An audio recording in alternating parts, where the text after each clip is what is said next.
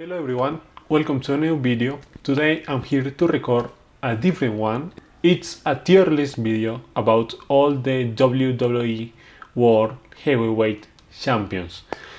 Basically what I'm going to do is rank every World Heavyweight Championship from worst to best, so I guess this is going to be fun. So I'm going to leave the link of this tier list in the description of this video, and without losing any more time, let's get on with this. Okay, so the first one we have here is Alberto Del Rio, the Mexican wrestler. To be fair, I'm not an Alberto fan, so I'm going to put this guy on the D section. I never liked him, especially with the racist booking that WWE always gave to him. Next, we have Batista. Batista for me has to go into the C section. He's just so very good with the title. He looks so good. He put this title in another level. Amazing wrestler, and he deserves all the love from this championship.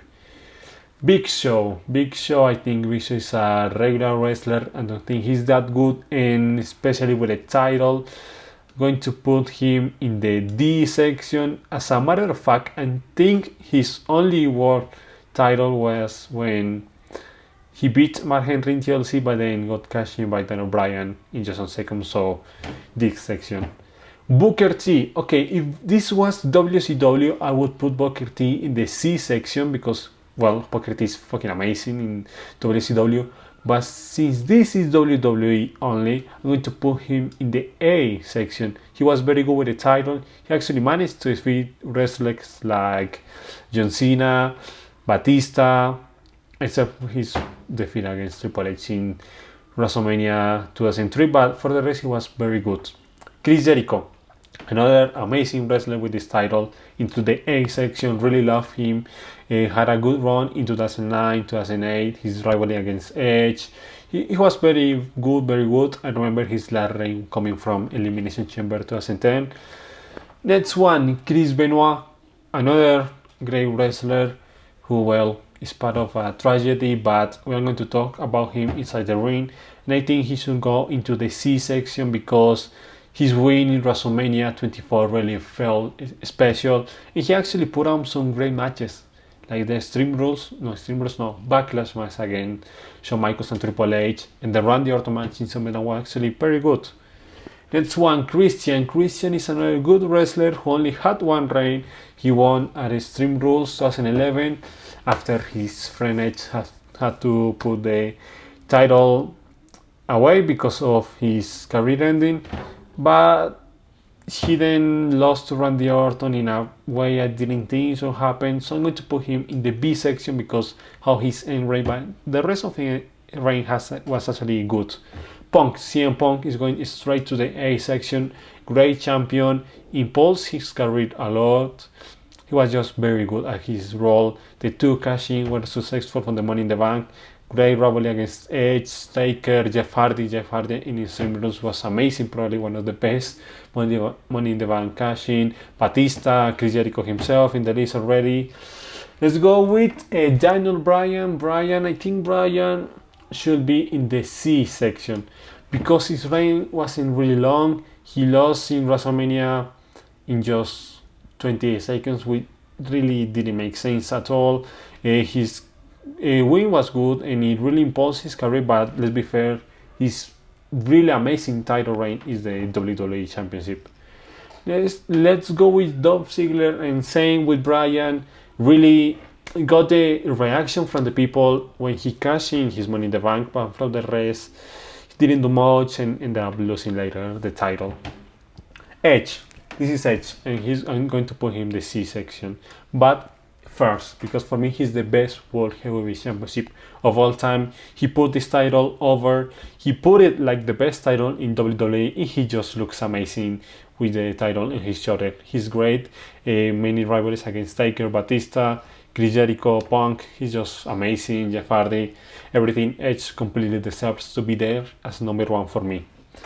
Goldberg. I was never a fan of Goldberg when he returned. I'm going to put him in the C section because he was at least some kind of good wrestler for me in 2003 against Triple H.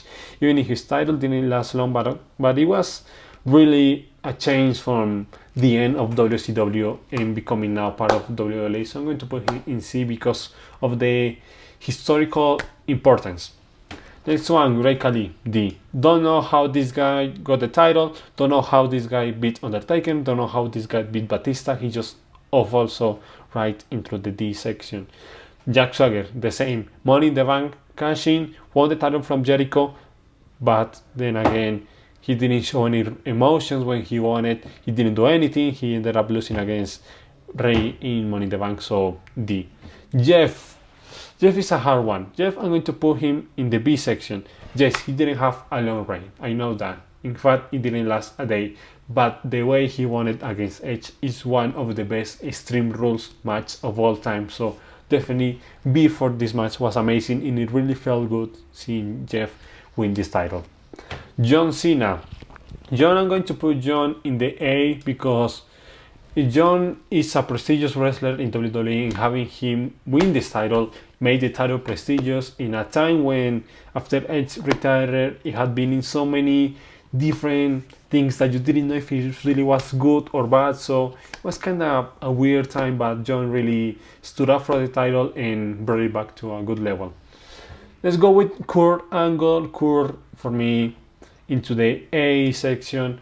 Yeah, it was after Batista reign. I remember his defense in WrestleMania 2006 against Rey Mysterio and Randy Orton, and it's the same example as John Cena.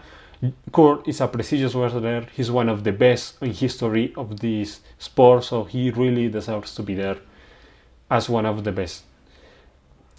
Mark Henry, again, it felt good how he won it because he had been working many years with the company, but then again he didn't do much with the title. Randy Orton, this last champion and the youngest champion of this title, going to put him right into the A section. Youngest champion, last champion, had some good reigns in the middle, so very good for Randy.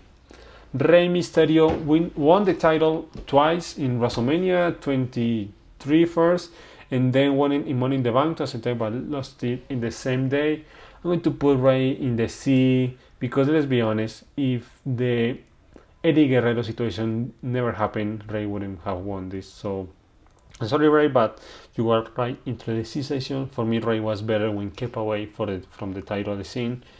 Shawn Michaels, I'm going to push Shawn into the A section because, first of all, after so many years of not being able to wrestle and then returning and winning the title was actually really cool for him. Had a very good match in the first Elimination Chamber in Survivor Series 2002, and then he lost it against Triple H in Armageddon 2002, but in another really fun match. Talking about Triple H, he's the next one on our list. He's going to ride into the C section because he made the title prestigious. He was the first champion. He had some really good reigns. He was the heel that really imposed those face wrestlers like Shawn Michaels, Chris Benoit, Batista, and without him, none of them would have existed like we know them. Undertaker, back to the C section. He's just so good. His title looks amazing. I personally enjoyed his title reigns because it was a stronger point in the WrestleMania streak. First beating Batista for the title, and then the next year beating Edge for the title. So it really felt amazing. His then last reign when he won against Punk and ended up losing in Elimination Chamber, but was only for the streak purpose when he ended up facing Shawn Michaels. And lastly, Kane. I'm going to put Kane into the C section. It felt good seeing Kane with the title and from Rey Mysterio after so many years of not having a championship war in 1988 when he defeated Stone Cold, but since that he hadn't won one, so I thought it was cool. But then I am realizing here there's no Sheamus, and now I'm going to put a Sheamus picture over here, and Sheamus goes into the B section because, well, I think he was a good champion, probably the last good champion of World Heavyweight. he had his win in WrestleMania 28, then went on and had some really good rivalries. So Sheamus in the B, and that should be all for today's video. A quick one, I don't think I'm forgetting anyone. Let me think and I'll come back to you. No, and after thinking, I don't think I forgot anyone. So here's my list. Remember, link in the description so you guys can do it. I had a lot of fun doing this. Remember, if you like the video, subscribe, share with your friends, hit the like button, and follow me on Instagram for wrestling news. And that should be all for today. Goodbye.